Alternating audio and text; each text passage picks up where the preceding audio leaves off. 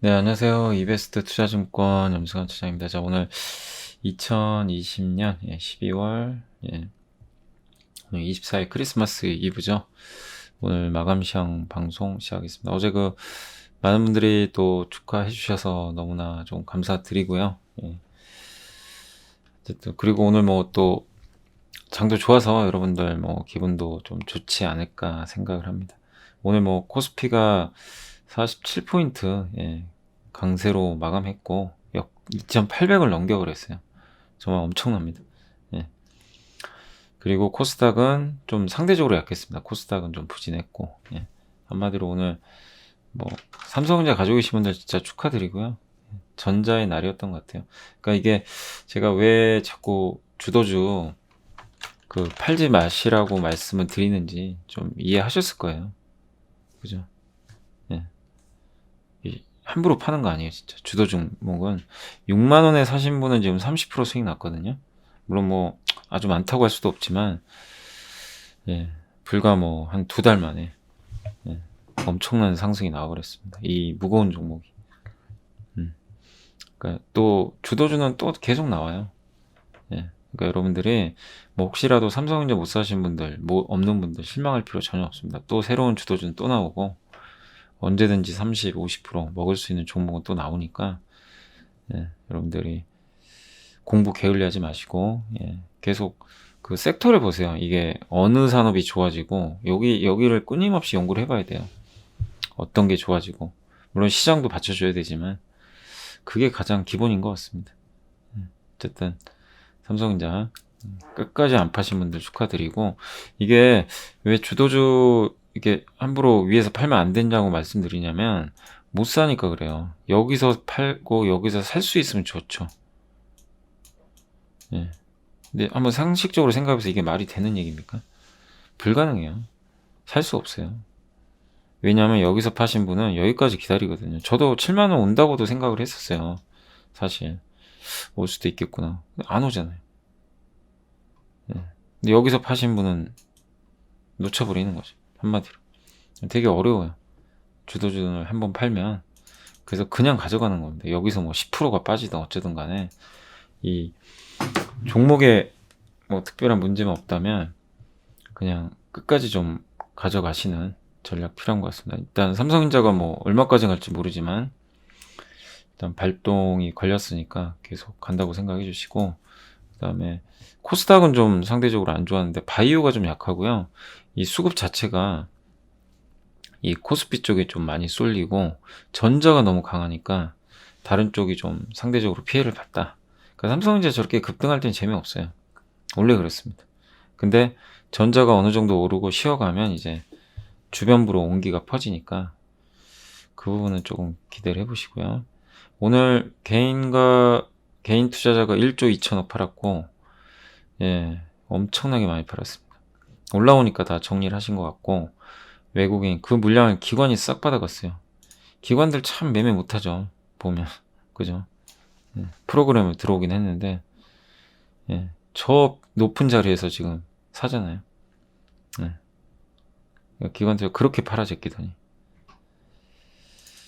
그래서 오늘 오히려 개인들이 최고가에 던지고 기관은 매도를 많이 했습니다. 뭐 나중에 또 어떻게 될지 모르지만 일단 기관들이 고점 부분에서 좀 주식을 사고 있고 사실 뭐 근데 고점이라는 거 어떻게 알겠어요. 제가 이제 최근에 방송에서도 말씀드렸잖아요. 단기 고점일 수도 있다. 근데 알 수는 없다. 근데 방향은 위다. 추세는. 그래서 저는 이제 계속 말씀드리고 싶었던 게 함부로 파는 거 아니다. 팔면 못 잡는다. 살 생각을 해야 된다. 빠지면 살 생각을 해야지. 빠지면 팔 생각을 한다. 저는 전혀 그렇게 생각을 안 해요. 지금 장에서. 왜냐? 우리가 생각하지 못한 엄청난 강세장이에요. 이런 강세장이 진짜 10몇 년 만에 왔거든요. 이런 장에서 자꾸만 팔아가지고 현금으로 주식 비중 늘리는 건 전 의미가 없는 것 같아요. 지금 현금 갖고 있는 게 오히려 더 스트레스 아닌가요? 그죠? 뭐 금리 얼마 되지도 않고 어떻게든 좋은 기업 싸게 주면 그러니까 급락을 즐기셔야 돼요. 진짜로요. 급락을 이제부터 제가 휴가 갔나 공교롭게 급락을 했는데 그런 걸 무서워하면 안 된다는 거죠. 예. 파랗게 지르시면 안 돼요. 이게 웬 황금 찬스냐? 이게 웬 기회? 나한테 또 한 번의 기회를 주는 거냐? 이렇게 생각하시는 분하고 이제 끝났구나. 주식 팔아야 되나? 이런 분하고는요. 이 마인드 자체가 틀어지면 전략 자체가 바뀌어요. 예. 아무도 모릅니다. 3,000을 갈지 2,500까지 폭락할지 그건 누가 알겠어요. 근데 그냥 방향에 맞게 가는 거예요. 예. 여전히 시장은 위쪽이니까 누가 뭐라고 하더라도. 예. 예. 그러니까 엄청난 상승입니다. 이건 우리가 상상할 수 없는 상승장이에요. 코스닥은 이번 주에 좀 쉬었습니다. 예. 저는 오히려 잘 된 것 같아요. 좀 과열시켜주고 다음 주 또 한번 기대해볼 만하죠. 보통 코스닥은 배당락 이후에 좀 강해요. 그리고 다음 주 이거 제가 알려드릴게요. 맨 마지막 날이 30일이거든요. 네, 이날이 30일이고 폐장일이죠. 29일이 배당락, 28일이 배당 주주명부 확정일이에요. 네, 그러니까 이 30일이 기준일이고 마지막 날 이틀 전이 그러니까 결제일이 이틀이잖아요. 여러분이 주식을 파시면 이틀 딱 걸려요. 그죠? 주식 팔면 이틀 정도 걸립니다. 아시겠죠? 그러니까 이틀 전이에요, 항상. 그걸 꼭 기억을 해두시고, 그래서 30일, 29일, 28일. 그래서 내가 배당을 받고 싶다. 어떤 종목의 배당을 받고 싶으면 28일 종가까지는 갖고 계셔야 돼요. 예. 그 종목은 배당을 받을 수 있어요. 배당을 주면. 그렇죠? 28일입니다. 꼭 기억해 주시고 29일은 배당락이에요. 그래서 이날은 내가 주식을 갖고 있건 안 갖고 있건 상관이 아무것도 없어요. 배당하고는 무관합니다.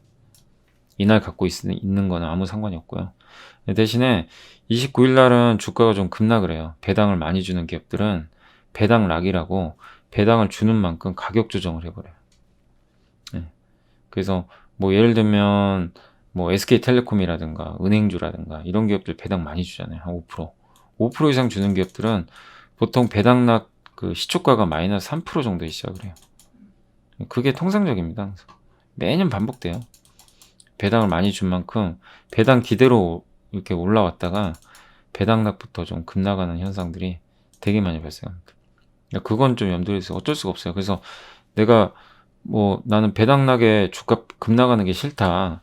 그러신 분들은 주식을 배당락 전날 28일에 다 던지셔야 돼요. 배당 받지 말고 파셔야 됩니다. 삼성전자도 좀 빠질 수 있어요. 배당락에. 왜냐면 배당을 많이 주니까. 그러니까 전통적으로 SK텔레콤이 배당 많이 주거든요. 이 기업이 원래 배당 한 5% 주잖아요. 작년에 한번 봐보세요. 작년 차트 보여드리면 이날이 배당락입니다.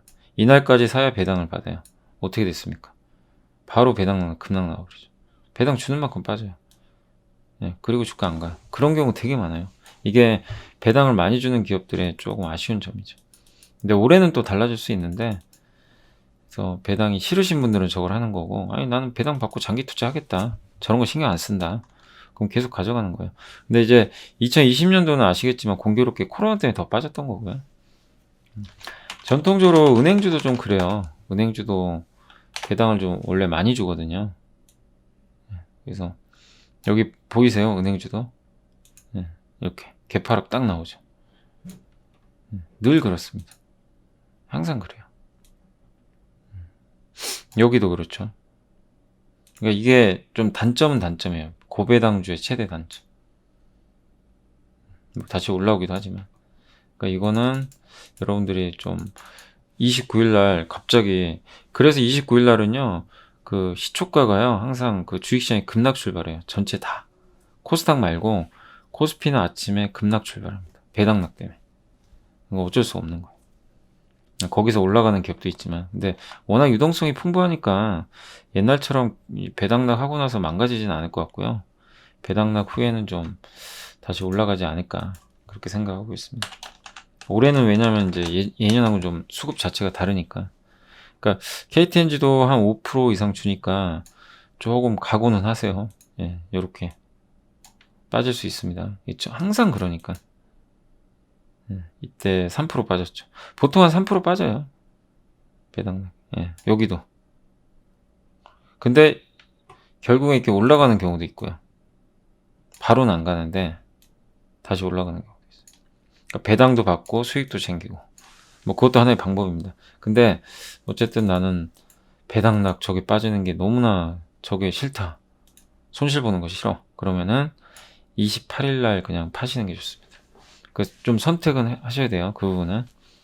예. 워낙 뭐 주식 많이 하신 분들이라 이런 거 잘 아는데 주린 분들은 이게 경험이 없으시잖아요. 이거는 지극히 정상입니다.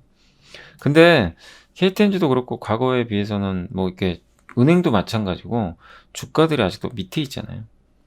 그래서 이번엔 옛날처럼 막 이렇게 빠질 것 같진 않아요. 배당락 한다고 해도. 그래서 배당 받는 것도 좀 괜찮지 않을까 생각은 하는데 어찌됐건 29일 날 급락을 혹시 해도 절대 놀라시면 안 됩니다. 그건 지극히 정상입니다. 예, 그건 미리 좀 말씀을 해드릴게요. 아무튼 28일 날 종가에는 꼭 28일 날 종가에는 여러분들이 꼭 한번 그 부분은 염두에 두시면 좋겠고.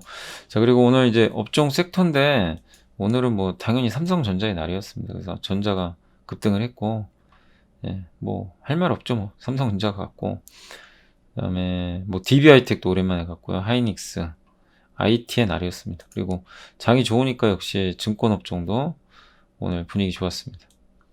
그다음에 뭐 의류 업종 역시 좋았고, 건설 오늘 오전부터 대우건설이 뭐 대규모 수주 받아가지고 주가 분위기 좋았던 것 같더라고. 근데 건설주 내년에 진짜 좋게 보세요. 근데 이거 보시면 위에서 맞고 떨어져 버렸죠. 뭐 몇 조짜리 수주한 것 같더라고요. 그랬고 그 다음에 화학주 오늘 KCC가 오랜만에 좋았습니다. KCC도 진짜 안 갔어요.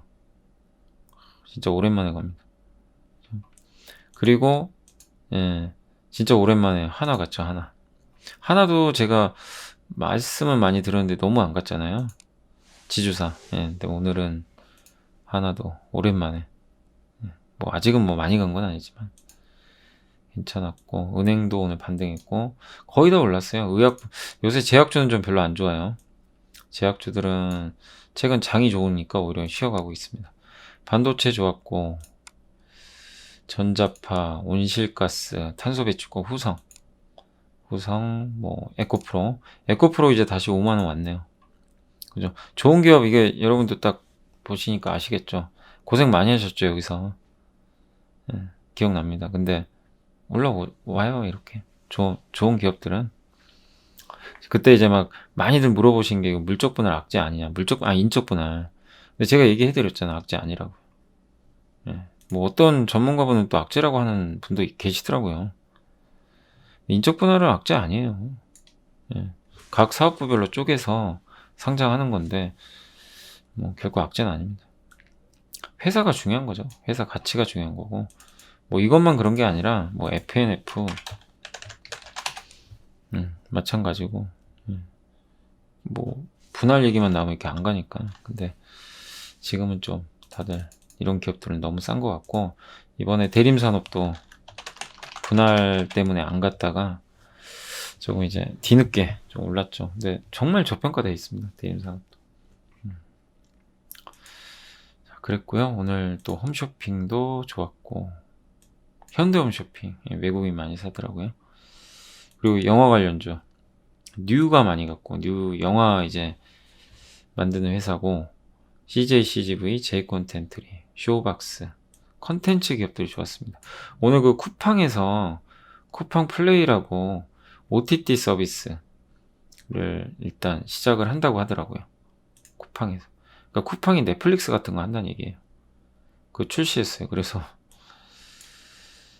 드라마나 영화 만드는 회사는 좋죠. 그런 회사들이 많아지면 거기에 공급을 하면 되니까. 그래서 좋았고, 영상 콘텐츠 A스토리가 오늘도 15%. 스튜디오 드래곤은 참 무겁긴 무겁죠. 그래도 왜냐면 시총이 커서 그래요. 시가총액이 엄청 큰 회사예요. 거의 10배. A스토리의 10배 정도 됩니다. 그러니까 그만큼 이게 덩치가 크니까 시총이 2.6조, A스토리가 2,800억 정도 될 거예요. 2,700억. 10배죠. 그러니까 확실히 무겁긴 무거워요. 그거는 염두해 두시면 좋을 것 같고요. 그 다음에 이제 창투사, 건설 대표주, 뭐 타이어, 컨택트형 기업들이 많이 올랐습니다. 그리고 빠진 거는 오늘 코로나19 관련주.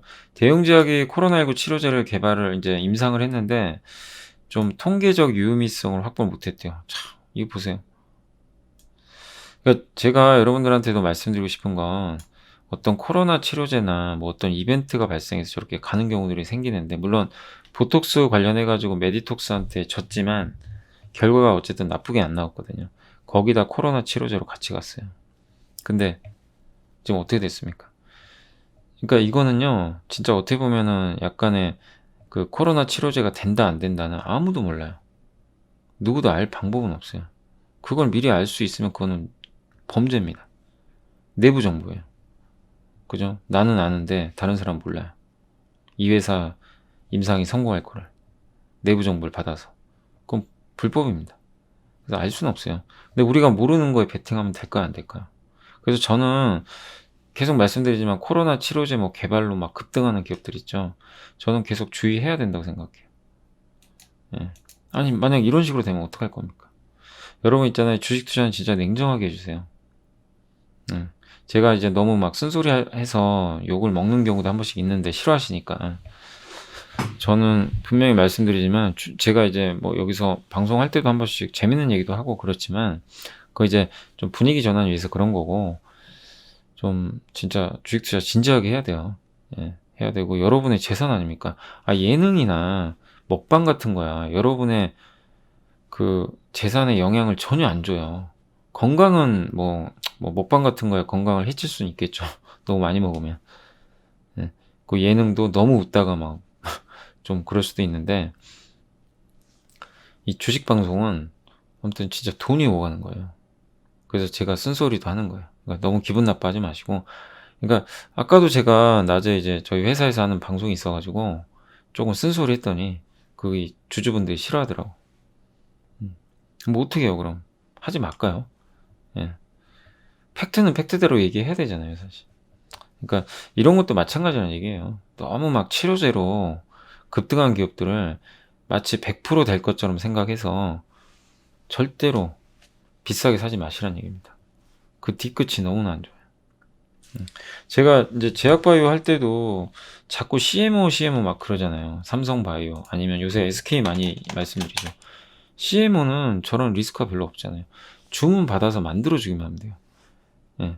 이거 무에서 유를 창조하는 회사가 아니라 이미 유인 거를 좀 더 이제 대량으로 만들어 주는 회사거든요. 그죠? 그러니까 뭐 예를 들면 이런 거죠. 그러니까 어떤 스마트폰이라는 게 우리가 처음 나왔을 때 스티브 잡스가 만들었잖아요. 개발을 했어요. 그죠? 그럼 스티브 잡스는 이제 천재죠. 근데 그거를 만들어준 회사는 어디예요? 폭스콘, 대만. 대만의 폭스콘이 이제 다 만들어준 거예요. 제약바이오도 마찬가지입니다. 어떤 제품이 나왔는데 그걸 만든 거는 그 제약사의 능력인데, 그죠? 그럼 그거를 만들어주는 건 삼성바이오 같은 기업이 대신 만들어줘요. 근데 삼성바이오는 그래서 리스크 없습니다. 근데 만약에 그 약을 만들었던 회사가 약을 임상에서 실패했어요. 그럼 그 데미지는 엄청나거든요. 예. 특히 기대감 때문에 올랐던 것들. 그래서 항상 그런 것들. 물론 그래도 뭐 바이오를 하지 말라는 건 아니고 그만큼 리스크가 굉장히 크다는 거예요. 그래서 정말 공부도 하셔야 되고 금액을 조금만 하셔야 돼요. 바이오 하실 때 신약 개발하는 회사들은 공부를 정말 열심히 하시고, 제가 어제 그 마이크론 바이오 말씀드렸잖아요. 분명히 좋아요. 그렇죠?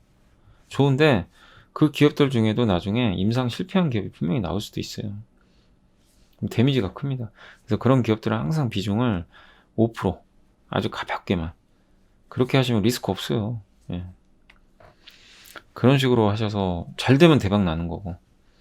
그러니까 너무 이렇게 확실하지 않은 거에 여러분의 전 재산을 올인하거나 그러시지는 않으셨으면 하는 좀 바람에서 말씀을 드린 겁니다. 그래서 오늘 좀 그쪽이 안 좋았고, 또 자율주행도 이것도 마찬가지예요. 제가 그 어제도 말씀드리고 뭐 했지만 사실 LG전자가 오늘 좀 많이 빠졌어요. 근데 뭐냐면 LG전자 주분들도 오늘은 기분 안 좋으시죠. 예. 근데 어제 왜 올라갔는지 명확히 아셔야 돼요. 어제는 산타가 선물 갖고 왔다고 하는데 올라간 상한가 간 이유가 뭐죠? 마그나하고 분명히 합자해서 했죠. 그건 좋아요. 그 올라가면 당연하죠. 예, 마그나가 세계 3등이고 전기차 부품을 같이 한다니까. 앞으로 그럼 많은 회사에 납품을 하겠죠. 근데 팩트가 뭐냐? 2023년 돼야 흑자가 나요. 그 설립 법인이. 2025년 돼야 유의미하게 이익이 납니다. 큰 이익이. 아직 좀 멀었어요. 그리고 그 중간에 또 양산이 제대로 안 될 수도 있는 거거든요. 네. 그리고 애플카에 납품할 거라 그랬잖아요. 애플카를 마그나가 할 수 있다. 그럼 마그나랑 손잡은 LG전자가 수혜다. 이 논리로 간 거예요. 근데 애플이 한다고 했나요? 그냥 루머입니다, 아직은. 네. 그러니까 제가 드리고 싶은 말씀은 주가가 안 갔으면 괜찮죠. 뭐 나쁠 게 뭐가 있어요. 예, 애플거 하는 거 오히려 호재가 될 수 있는데 그 뉴스로 상한가에 가버렸어요. 30% 대형주가. 그럼 반영을 한 거예요.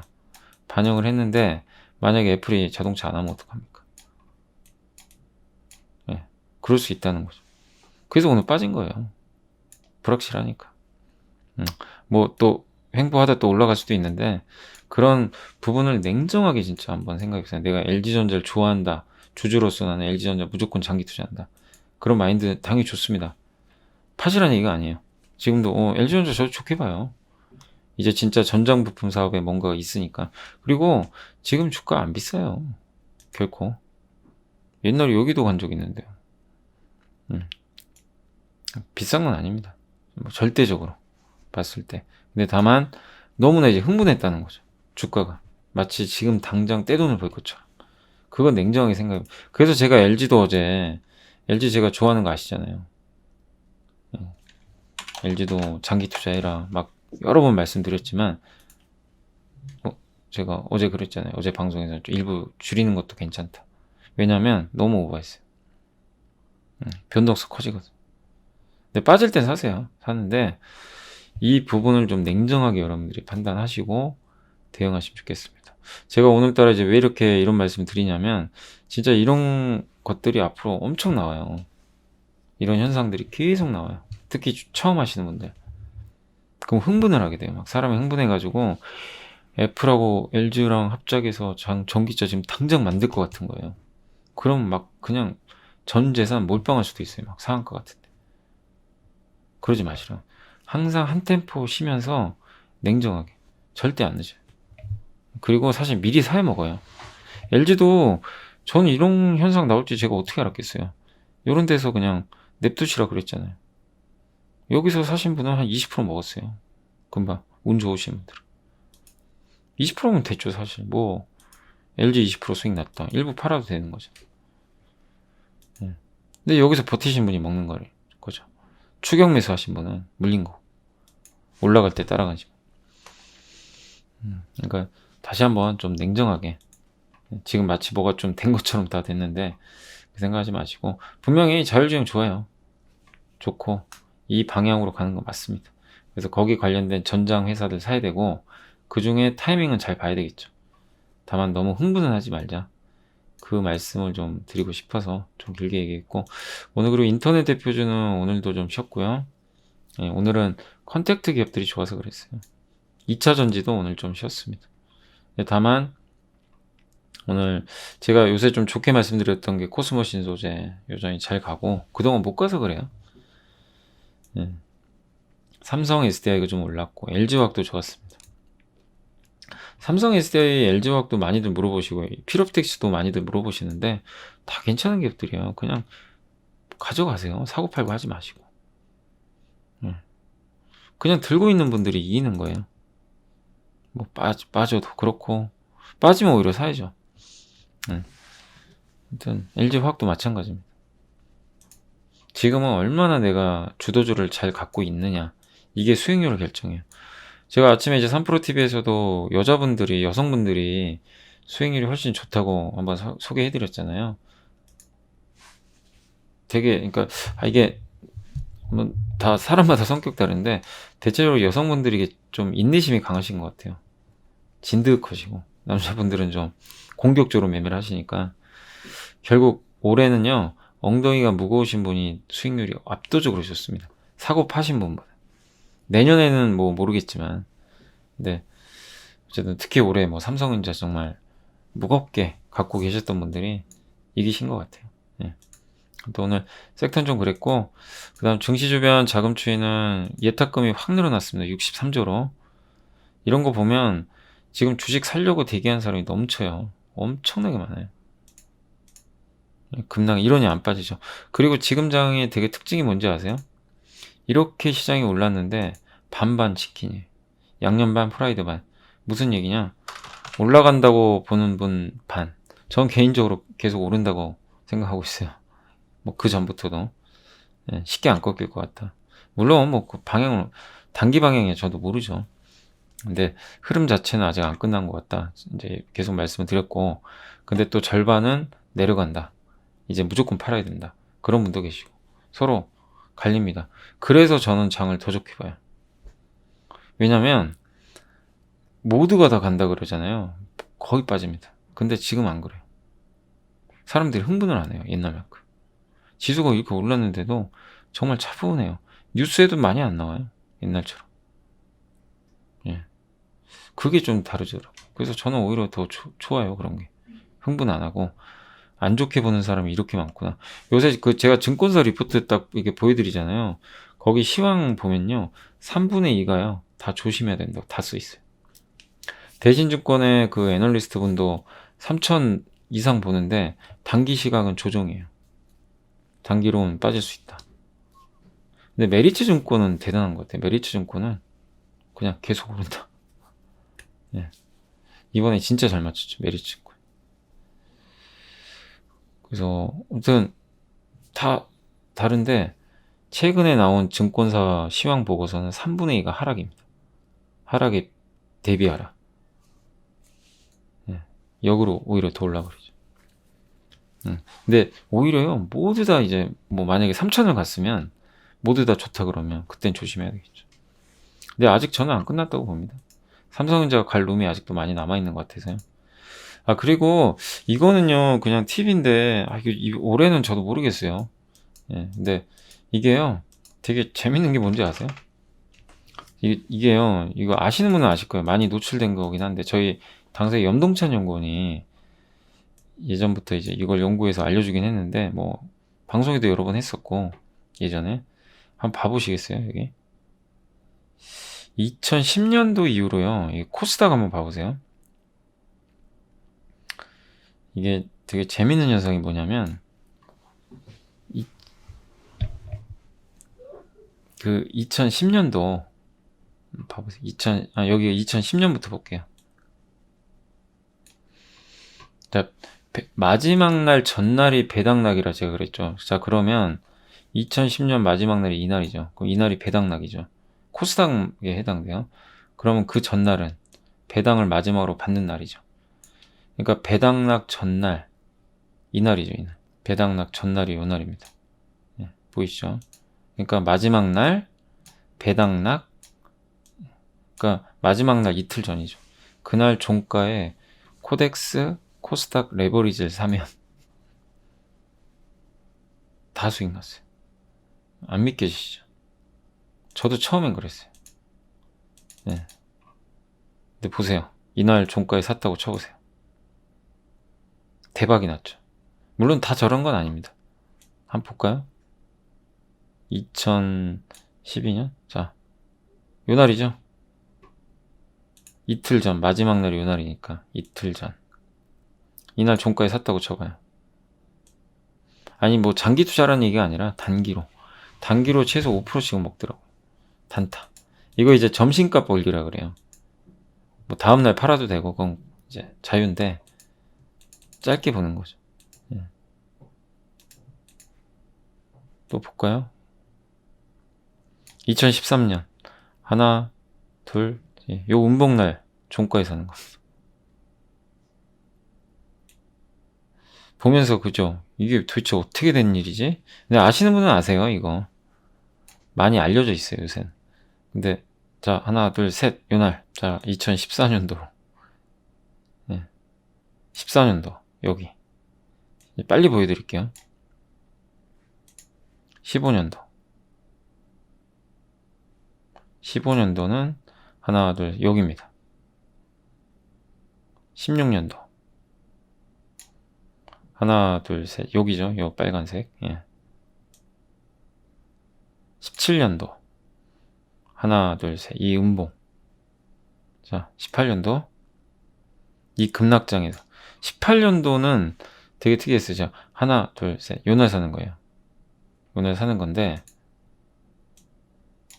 바로 다음날 갭상승이 엄청 크게 나왔어요. 제 기억에 이때 레버리지가요, 코덱스 코스닥 레버리지가 5% 올랐어요. 시초가가. 그리고 빠졌는데 또 빠져도 다시 올라가죠.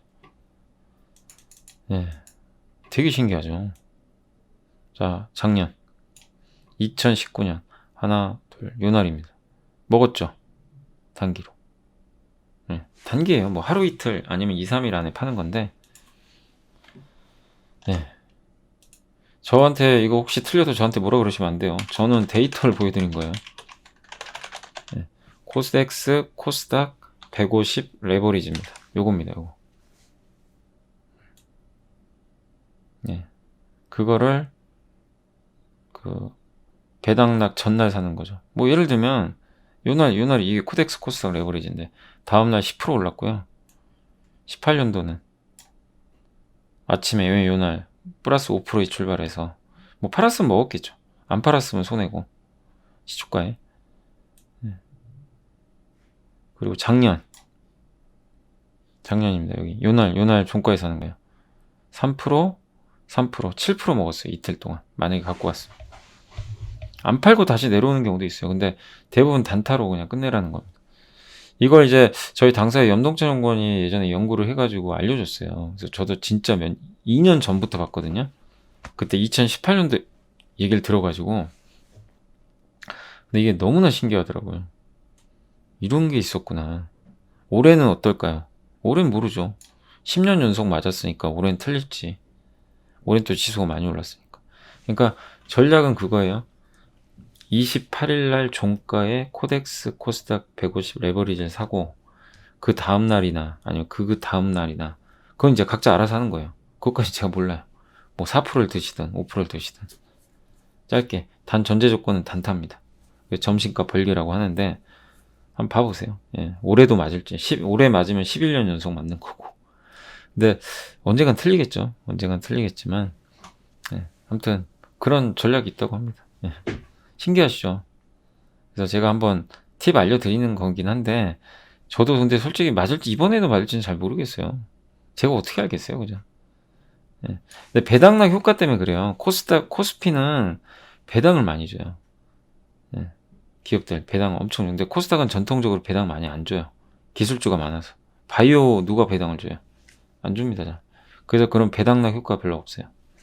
그래서 아무튼 28일 날 종가의 코덱스 코스닥 150 레버리지 이게 한번 또 이번에도 맞는지 종가에 사서 그 다음 날이나 그 다음 날 이게 또 현실화 될지 한번 다음 주에 한번 지켜보도록 하겠습니다. 1년에 딱 한 번이니까 예, 한번 체크해 보시면 좋겠습니다. 네. 자, 그래서 오늘 이제 시황까지는 여기까지 해드리고 시황도 되게 좀 오래 걸렸네요. 그리고 자, 이제 뉴스 보면서 또 설명해 드릴게요.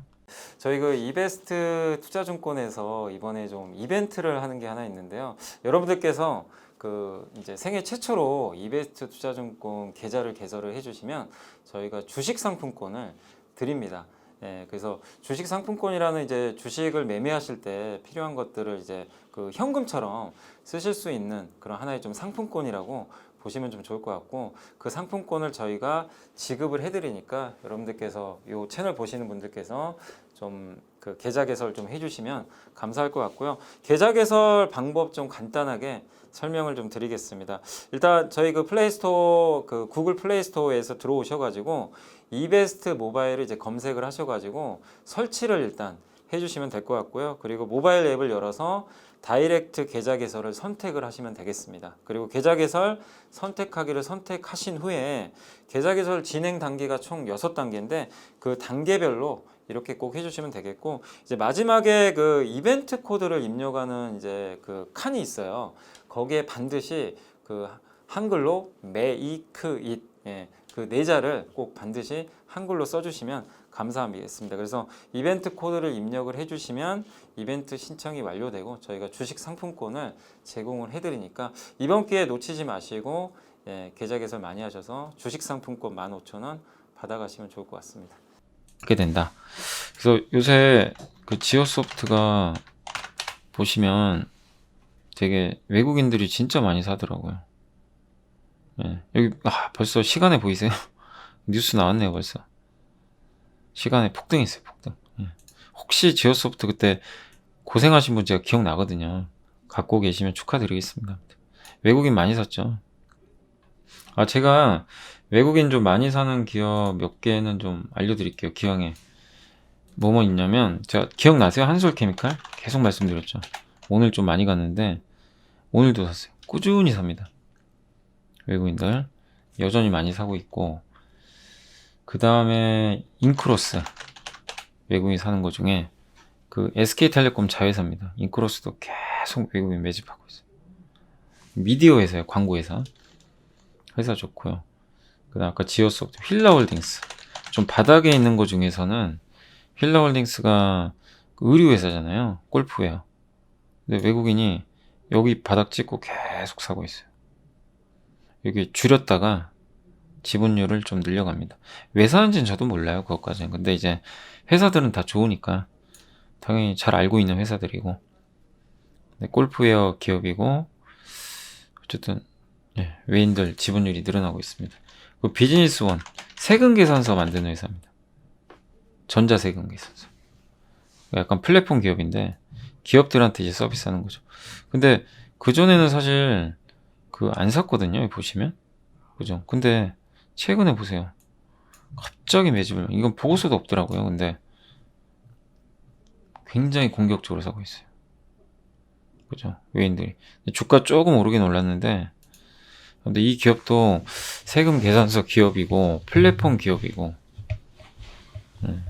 뭐 데이터 기업이죠. 그래서 한번 관심 있게 보시면, 이게 주봉 차트인데 주가도 뭐 별로 부담은 없어요. 많이 빠져 있는 상태라 예전 고점 대비해서, 그죠. 그래서 한번 요것도 다음 주에 한번 외국인 수급주로 한번 관심 있는 분들은 관심 가져보시면 좋겠습니다. 회사는 되게 좋습니다. 자, 그래서 이제 외국인까지 한번 말씀은 해드렸고, 그리고 말씀은 드렸고, 이제 보고서 한번 좀 보여드릴게요. 오늘은 그렇게 보고서가 그렇게 많지는 않습니다. 자, 여기 보면 이제 연말연초 주요 관전 포인트라 그래가지고, 단기 급등에 따른 차익 실현의 빌미를 이제 뭐 이런 것들, 트럼프의 딴지, 변종 바이러스, 이게 걸고 있다. 그리고 미국 의회가 이제 어쨌든 합의를 했는데 트럼프가 이제 거부권을 행사하겠다고 나온 거죠. 근데 아마 할 거예요. 그래서 이거는 그 트럼프는 돈을 더 달라는 거예요. 600억 달러 적으니까 2000달러 하자. 내용은 좋잖아요. 돈을 더 펴겠다는 거니까. 그 변종 바이러스는 뭐 우리가 어떻게 할 수 없는 건데 일단 대처가 가능한지 검사는 하고 있다고 합니다. 좀 봐야 될 것 같아요, 이 부분은. 그래서 이게 증시에 어떻게 작용할지 모르겠지만 오늘만 봐선 별 악재로 작용 안 하는 것 같아요. 오늘 이게 나온 지가 한 이틀 됐잖아요. 근데 주식시장 올라가는 거 보면 큰 영향 안 주고 있다라고 생각하시면 되겠습니다. 그리고 FNF는 이제 많은 분들이 워낙 또 관심도 많으시고 하니까 일단 그 중국이 되게 좋아요. 그러니까 실적이 좋을 수는 없잖아요. FNF도 의류 회사인데 안 좋은 게 당연한 겁니다. 근데 기대 이상으로 중국은 잘 나간대요. 아무래도 중국은 코로나에서 많이 탈출을 했기 때문에. 그래서 그 부분은 상당히 좀 긍정적일 수 있다. 이렇게 좀 쓴 것 같아요. 신발, 뭐 신발 유명하죠. 디스커버리 유명하고, MLB도 한국은 안 좋아요. 한국은 마이너스 23%. 그래서 전체 실적은 당의 역성장입니다. 490억. 코로나 재확산. 면세 매출은 조금 개선되고 있고요. MLB 중국은 320%나 증가했대요. 그러니까 중국은 되게 지금 잘 돼요. 점점 중국은 늘어날 거고 중국 현지에 점포들이 있어요. 그러니까 이거를 여러분이 보면 딱 뭐가 생각나세요? 내년에 만약에 한국도 정상화되면 백신 나오고 매출 폭발하겠죠. 그죠? 이게 보이는 거예요. 그러니까 내년들 보면 여러분들이 긍정적으로 보셔도 되는데 일단 올해는 뭐 실적 기대하기는 당연히 어렵습니다. 우리 한국은 좀 코로나가 급심해지고 있어서 그리고 분할 이슈는 나쁜 이슈가 아니에요. 분명히 FNF 분할 같은 경우는 이 지주회사랑 사업회사 나누는데 이 지주회사는 좀 뭐 여러 가지 뭐 브랜드 사업이라든가 이런 거 다 가져가는 거고 별로 별볼일 없는 사업들이에요 사실. 실제 알짜 해외 사업부나 FNF 이런 의류나 이런 거는 다 사업회사가 다 가져가요. 이게 알짜죠. 근데 이게 오히려 51대 49로 더 싸요. 100주 갖고 있으면 얘를 51주 가져가고 얘를 49주 줘요. 그럼 얘는 분할하고 나면 얘는 급락할 거예요. 지주사는. 얘는 폭등할 가능성이 높아요. 워낙 싸기 때문에.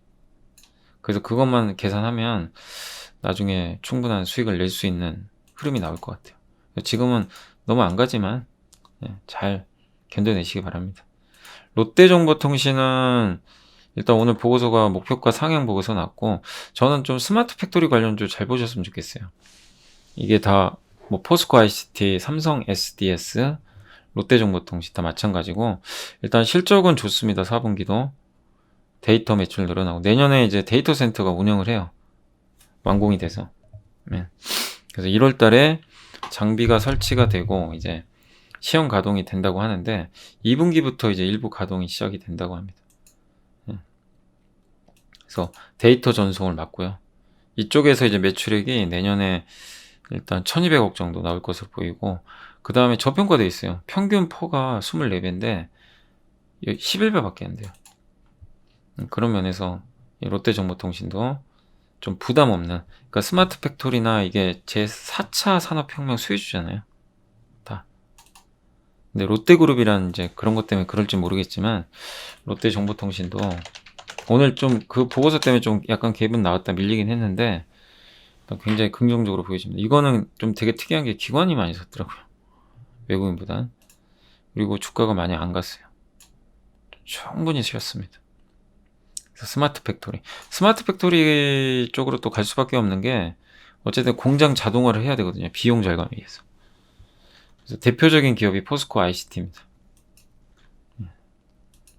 이 기업은 오늘 오르다 말았는데 얘도 괜찮고 역시 삼성 SDS도 정말 안 가긴 하지만 기대해 봐야죠. 롯데정보통신 잘 보시고 그 다음에 백화점 이게 미국의 백화점 쪽을 얘기하는 건데 미국 백화점주들도 지금 주가가 박스권에 갇혀 있대요. 근데 일단 펀더멘탈과 수급 나쁘지 않다고 합니다. 미국 살아나고 있대요. 조금씩. 거기다 이제 재난지원금 뿌려주니까 소비 더 늘어나겠죠. 그러니까 미국의 소매 판매는 좀 꺾이곤 있지만 여기 경기 소비재, 필수 소비재 조금씩 살아나고 있고 백화점 좋게 본다. 재난지원금 수혜. 미국입니다. 백신 보급, 보복성 소비. 우리 한국도 마찬가지예요. 내년에 저럴 그림이 딱 보이시죠? 그렇게 될 수밖에 없어요. 백신 맞고 사람들 밖에 나가고 보복 소비하고 옷 왕창 사겠죠. 그러니까 백화점 긍정적으로 보시면서 대응을 해주시면 좋을 것 같습니다. 그리고 이제 개인 투자자 거인이 깨어나다 뭐 이런 이제 보고서가 하나 있는데요. 그러니까 개인주도 장세잖아요. 오늘은 팔았다고 해도 지금 분명한 건 개인들이 이끄는 장세가 맞습니다. 올해 개인들이 누적으로 47조 원, 그 다음에 그 예탁금 합치면 60조, 100조가 넘게 샀고요. 기록적인 순매수입니다. 정말 엄청납니다. 우리 한국이 수익률이 좋은 이유 중에 하나예요. 이게 핵심입니다. 개인 투자자의 주식 투자에 대한 태도. 제가 요새 방송 나가서 이 얘기 많이 하거든요. 이거를 관가하신 분들은 이번 장을 못 맞추셨어요. 과거 완전 달라요. 저금리 환경에다 팬데믹 겹쳐가지고 정기 예금리가 0%예요. 부동산 규제가 심하니까 매력이 좀 떨어져 있고 비싸니까 또 사기도 어렵고 주식을 대안으로 삼는 거죠. 주식이라도 해야 되겠다. 예. 근데 이렇게 역사상 신고가를 경신했는데 가계 금융자산 중 주식 비중은 2007년도가 제일 뜨거웠거든요. 우리나라 증시 역사상. 예. 그때보다 낮대요. 왜 그러냐? 2012년 이후 5년 동안 박스권이었기 때문에. 미중 무역 분쟁. 사람들이 질려버린 거예요, 주식에. 예. 그러니까 이걸 본다면 아직도 한국은 여력이 있는 거죠. 개인들의 금융자산에 차지하는 비중이 아직도 낮고, 그 다음에 유동성입니다. 이게 유동성. 기준금리지만, 예, 여기 보면 유동성. 금리는 이게 역축입니다. 역축. 예. 금리는 역축이에요. 예, 금리 올라간 것처럼 왜 금리 내려간 거예요. 금리 여기가 역축입니다. 거의 지금 제로금리까지 오면서 0.5% 금리 낮아지는 거고, 그 다음에 이게 통화량 증가율입니다. 이거는 증가하죠. 금리와 반대로. 통화량은 돈이 저렇게 그러니까 현금을 갖고 있는 게 오히려 막 지금은 안 좋은 거예요. 어떻게 보면. 예, 그잖아요. 저렇게 돈이 많이 풀리는. 내가 자고 일어났는데 돈이 2배가 풀렸다고 생각해 보세요. 내 돈의 가치는 반토막 나요. 주식 가치는 안 그러거든요. 오히려 올라가니까. 주식을 투자하는 게 당연한 거예요. 지금 이 환경하에서는 주식을 안 하는 게 오히려 이상한 겁니다. 근데 저도 하고 싶은데 저는 법적으로 금지돼 있어가지고 솔직히 저도 하고 싶어요. 예. 아니 이렇게 그 종목들이 많고 좋은 기업들이 아직도 싼 게 이렇게 넘치는데, 근데 뭐 어쩔 수 없습니다. 저는 못하고 또 그렇게 하는 게 맞잖아요. 여러분들한테도 그래야 떳떳할 수 있고. 옛날에 그런 사고가 되게 많았거든요. 이게 뭐 유명한 전문가들이 먼저 주식을 사놓고요. 그 다음에 회원들한테 추천한 다음에 팔아먹어요. 되게 많았어요. 예. 요즘에 리딩방 중에 그런 데도 많대요. 리딩방. 미리 사놓고 회원들한테 사라고 추천하고요. 자긴 다 팔고 나가는 거. 사기꾼들이죠, 사기꾼들. 다 퇴출돼야 돼요, 그런 데는. 예. 그런 거 한 것도 범죄고, 예. 아무튼 없어져야 됩니다. 그런 거. 예. 증시를 망치는 원흉들이에요, 진짜. 진짜 그건 안 돼요. 왜냐면 제가 왜 이렇게 강하게 비판하냐면 그거는 개인 투자자분들한테 피해가 가요. 예. 불공정 거래요. 불공정 거래. 여러분의 재산이 깎이는 겁니다. 그건 진짜 있어서는 안 되니. 어쨌든 지금 가계 금융자산 중 어쨌든 주식 비중은 늘긴 늘었죠. 근데 과거처럼 아직은 엄청 많지는 않은 것 같습니다. 이게 한국의 금융자산 비율입니다. 이게 미국이거든요. 가계 금융자산 중에, 그러니까 가계에서 우리나라는 어쨌든 부동산이 제일 많고, 근데 금융자산 중에서 주식 비중이 미국이 제일 많아요. 미국은 30%가 넘어요. 네. 일본은요 원래 없어요. 일본 주식 투자 원래 안 합니다. 근데 최근에 되게 놀라운 게 한국. 지난 몇 년간 밑에 있다가 늘어났어요. 예전 최고가 여기입니다. 아직 좀 룸이 남아있죠. 그러니까 아직은 개인들은 더 들어올 룸은 남아있다. 이렇게 보셔도 좋을 것 같습니다. 조금 더 룸은 남아있어요. 서울 지역 아파트값, 네, 못 사요. 아파트 월급만 모아가지고 사기가 어렵죠. 여기 보면 이제 증권사들이 수수료 할인 경제, 유튜브를 비롯해 투자 정보 있거든요. 그러니까 저는 좀 올해 보람된 게 그래도 제가 여러분들 이렇게 주식 투자 할 수 있게 또 이런 접근성을 높이는데 저도 분명히 일조를 했다고 생각하고 있어서 그 점은 저는 올해 되게 보람되게 느끼고 있어요. 다 여러분 덕입니다, 진짜. 증시가 이렇게 좋은 것도 저도 잘 됐고 여러분도 수익 나셔서 좋고. 예. 자, 코스피 제가 항상 말씀드리죠. PER 13배 7.7% 수익률이에요. 증시 기대 수익률이. 지금 정기예금 금리가 0.5%. 여러분은 뭘 선택하시겠습니까? PER 20배 되면 5%예요. 기대 수익률. 금리가 그대로라면 어딜 선택하겠어요? 당연히 이거죠. 근데 만약에 금리가 한 3%, 4% 돼요. 예를 들면. 그럼 이거 하시겠어요? 주식? 안 하죠. 예. 리스크가 있죠. 이거는 원금 손실이 없는 건데. 예. 근데 지금 금리가 워낙 낮기 때문에 PER 13배가 비싼 게 아니고 PER 20배도 비싼 게 아니에요. 요렇게 상대적으로 우리가 잘 보고 판단해야 돼요. 단지 13배가 비싸다가 아니라 금리 생각하면 되게 싼 겁니다. 아직도. 그래서 이 부분 한번 말씀드렸고, 또 마그나 아시죠? 마그나는 뭐 이제 뉴스도 하도 많이 보셨으니까 어쨌든 이제 전기차 그 부품 만드는 기업이 하나 탄생을 하는 거예요. 그래서 LG전자에는 당연히 긍정적이죠. 여기 나와 있죠. 2023년은 돼야 돼요. 흑자전은. 이게 좀 시간이 걸려요. 예. 이 부분 때문에 좀 오늘 주가 빠졌던 것 같더라고요. 애플이 확실하게 아직 뭐 한다 안 한다 얘기가 없고. 예. 그래도 일단 LG전자는 요런 매력만 가지고도 충분히 가치는 있다. 또 대부분 14만원에서 15만원까지 목표 주가는 올렸다라고 생각하시면 되겠습니다. 또 여기 자동차도 마찬가지예요. 저희 당사에서 쓴 건데, 예, 공시통해서 조인트 벤처 설립했고, 예, 아마 이 마그나란 기업은 BMW 차도 대신 만들어주는 회사예요. 그래서 아마 그런 부분 때문에 이제 애플카도 얘가 만들지 않을까 이런 기대감이 있습니다. 근데 애플카 안 만들어도 다른 거 만들 수 있는 거니까요. 전기차 위주로 아마 생산할 것 같습니다. 되게 좋은 게 전기차를 뭐 현대차나 테슬라 같은 전통적인 회사가 이제 만드는 게 아니라 정말 듣도 보도 못한 신생 회사도 막 만들어요. 그럴수록 이제 이 LG전자와 마그나의 어떤 가치는 더 올라갈 수도 있는 거죠. 예. 그래서 그런 부분에서는 한번 기대감을 높여보셔도 좋을 것 같습니다. 근데 진짜 시간은 좀 걸려요. 이런 것들이 좀 제대로 되기 위해선 바로 되는 게 아니잖아요. 양산도 하고 공장도 세팅도 해야 되고 시간은 좀 걸리는데 너무 주가가 좀 급하게 반응은 했다. 그렇게 생각하시면 좋을 것 같습니다.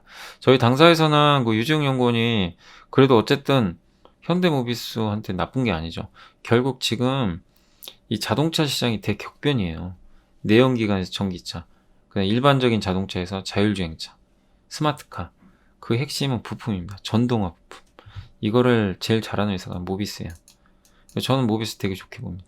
정말 무거워요. 오늘도 무겁고, 그러나 무거울수록 한번 여러분들이 이렇게 기회를 그 삼성전자 기억하시잖아요. 삼성전자. 지금이야 뭐 너무 좋지만, 지금이야 쉬워 보이지만, 이때 기억하시죠? 얘 안 갔을 때 6만원만 가면 급락. 그냥 제가 그냥 무조건 그냥 사야 된다.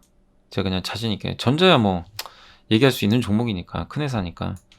안 갔어요, 2달 동안. 제가 뭐 내리 얘기했죠. 근데 제 방송 보신 분들 아마 지겹도록 들으셨을 거예요. 삼성전자랑 전기. 예. 그땐 너무나 안 갔죠. 근데 모비스도 마찬가지예요. 안 가니까 오히려 기회라고 보는 거예요, 저도. 지금 주가 잘 안 가요. 되게 지지부진해요. 아직 작년 고점도 못 넘었어요. 그러니까 이렇게 좀 기회를 줄 때 밑에서 사놓고 좀 기다려보자.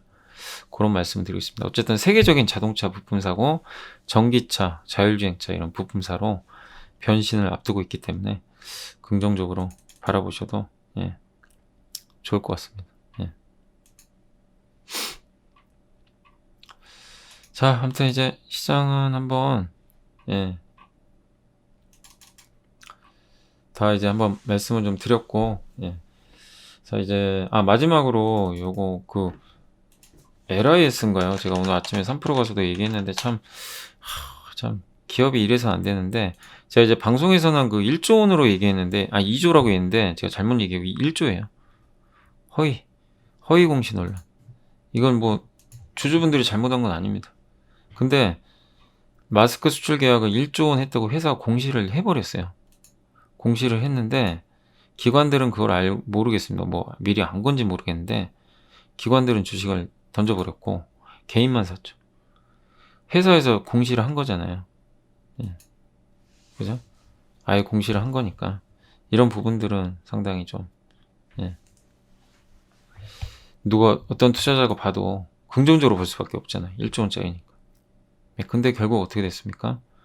며칠 후에 그런 일이 없다. 계약한 적이 없다. 예. 주주를 완전히 우롱한 거죠. 상한가도 갔었고. 예. 그리고는 다시 번복 공시를 냈어요. 그래서 불성실 공시 법인으로 지정이 됐고, 예. 허위 공시에 9,400억이 날아갔대요. 책임은 오리무중. 야, 이거 누가 책임을 지겠습니까? 회사 측에서 이거 잘못한 거예요. 제대로 알아보지도 않고 저걸 한 거잖아요. 계약 중개업체에 얘네가 속인 것 같은데, 예. 회사도 당한 건지 모르겠지만, 뭐, 어쨌든 회사도 잘못한 거죠. 그만큼, 참, 우리가 아는 종목 해야 되고요. 참, 이 기업이 주가 많이 빠지긴 했는데, 하여튼, 참, 주주분들 입장에서 뭐, 방법이 없는 것 같아요. 예. 정말 이래서 주식투자 참 어려운 것 같습니다. 저런 기업들이 자꾸 나오니까. 아, 그리고 이제 마지막으로, 이제, 어차피 크리스마스 이브니까, 요거는 이제 제가 그냥 만들어본, 이게 정답이라는 게 아니고, 많은 분들이 이제 좀, 포트폴리오 좀 세우는데, 좀 고민되시는, 그냥 예시예요. 이 종목은 그냥 예시고, 이 종목 다 잘하는 게 아니라, 그러니까 제가 지금 생각하는 좀 적절한 포트폴리오로 한번 생각을 해본 거예요. 그래서 잠깐만요. 좀 더 키워볼까요? 글씨가 좀 안 보이시면. 15까지 한번 제가 한번 키워볼게요. 보이시죠? 예. 자, 이게 뭐냐면, 이제 제가 생각으로 이제 반도체, 2차전지, 친환경 소재, 컨텐츠, 전장 부품, 스마트 팩토리, CMO가 일단은 저는 성장형, 핵심. 이거 뭐 다 잘하는 얘기는 아닙니다. 이게 핵심이란 얘기고, 그 다음에 이제 좀 턴어라운드요. 좀 안 좋았다가, 확실히 내년에 성장. 턴어라운드는 성장이에요. 성장인데 안 좋았다가 성장하는 거. 건설증권, 스마트폰 섹터. 카메라입니다, 거의. 폴더블하고. 회복형. 올해 최악인데 내년에 회복. 내년 성장이 아니라 올해는 코로나 때문에 완전 망가졌는데 회복. 근데 음식료는 원래 회복형은 아닌데 내수주라서 그냥 같이 넣어둔 거예요. 워낙 싸니까. 약간 요건 개념은 달라요. 그래서 성장 중에서는 당연히 반도체가 1순위고, 제가 뭐 추석 때 기억나시죠? 추석 때 또 선물 한번 드렸잖아요. 무조건 1순위 반도체다. 예, 기억하실 거예요. 근데 여전합니다. 내년에도 1순위 반도체. 그래서 뭐 예를 들면 한다면 비중 한 20% 정도. 2차전지도 역시 내년 핵심 한 10%. 친환경 소재는 조금 종목들이 작아요. 근데 이 중에서 한 종목 정도. 뭐 바이오 플라스틱 제가 저번에 얘기해 드렸죠. 수소, 바이오 플라스틱. 얘도 수소차 관련 소재고, 그쪽은 이제 비중 한 뭐 예를 들어서 5%. 컨텐츠 당연히 내년에 좋아지는 그림 5%. 전장 부품 시장이 이제 커져요. 그죠? 이거는 사실 저도 요새 며칠 전만 해도 그렇게 부각이 안 됐는데 이제 갑자기 부각된 거죠. 그래서 대표적으로 전기, 모비스, 카메라, MC넥스, 만도, 한라홀딩스, 자회사 만도 헬라라는 회사가 있어요. 센서 만든. 예. 그리고 아비코전자, 아모텍, 사모콘데서 이런 거는 시장 커지니까 10%. 스마트 팩토리는 아까 설명드렸고, CMO는 뭐 말씀 안 드려도 알죠. SK, 삼바. 그리고 내년에 반드시 좋아지는 섹터는 건설입니다. 그래서 이번에 조정 받을 때도 말씀드린 것처럼 건설주. 증권주도 하나 정도 들어가면 좋은데, 사실 증권주는 뭐가 또 더 좋은지는 잘 모르겠어요. 일단 생각나는 대로 써봤고, 스마트폰은 내년에 폴디드 줌, 카메라, 자화전자 기억나시죠? 그 다음에 그 폴더블은 KH바테, ITM 반도체는 애플 스마트폰 팔릴 때 부품 회사입니다. 회복형은 백화점, 의류도 다 좋은 기업들이에요, 진짜. 예. 아, 여기 제가 편의점 안 넣었네요. GS 리테일. 예. 편의점도 있고. 저한테 편의점도 있고, 여기 넣어놨습니다, 지금 바로. GS 리테일, BJ. 그러니까 이 기업들은 지금은 안 좋죠. 예. 비중 많이 못 실어요. 근데 일부는 투자해놓자 이거예요. 일부는 투자해놓고 내년에 최소 20에서 30% 수익을 목표로 묻어두는 거죠. 그냥 이거는요, 진짜 그 말 그대로 농사 짓는 거예요. 10% 넣기. 그러다 어느 날 갑자기 크게 자랍니다. 이 기업들은. 그리고 음식료는 지금도 좋지만 싸요. 그래서 내년도도 좋은 그림이니까 보시면 돼요. 그러니까 이게 종목이 되게 많잖아요. 이게 이렇게 섹터 하나만 해도 한 10개가 넘어요. 그게 절대 많은 게 아니에요. 제가 말씀드리고 싶은 요지는 포트폴리오를 내가 구상할 때 제일 좋은 걸 당연히 비중을 많이 실어야 되는데, 이런 식으로 한 종목에 몰빵하는 게 아니라 이렇게 성장형, 턴어라운드형, 회복형으로 좀 골고루 해 놓으시면, 이 중에서 이제 뭐 나는 반도체가 너무 좋다 그러면 30% 하시든지, 나는 컨텐츠가 좋아, 컨텐츠를 20% 하시, 뭐 그건 여러분 각자 선택인데 예를 한번 들어본 거예요. 그러니까 이런 식으로 포트폴리오 구성하는 게 어려운 건 아니에요. 제가 예시를 한번 들어본 거고, 그냥 너무 뜬금없는 포트폴리오보다는 이렇게 좀 균형감 있게 포트를 구성해 놓으시면, 당연히 이쪽 성장형의 비중이 높은 건 맞아요. 여기가 높아야 됩니다. 성장형 비중이 최소 50%는 돼야 돼요. 근데 이런 건 이제 공부는 해봐야 되겠지만, 이런 식으로 한번 세팅을 하셔가지고 여러분들이 대응을 하시는 것도 좋을 것 같습니다. 예. 왜냐면 이제 포트폴리오 구성하는 게 좀 어려워하시는 분들 계셔서 요거 마지막에 영상 한번 만들어 봤습니다. 자, 아무튼 그리고 다음 주에는 제가 뭐 또 종목들이 있으니까 진짜로 실제로 2021년도 뭐 저번에 추석 때 보여드렸던 것처럼 전 섹터 한번 또 다 다뤄가지고 한번 녹화는 해드릴게요. 예.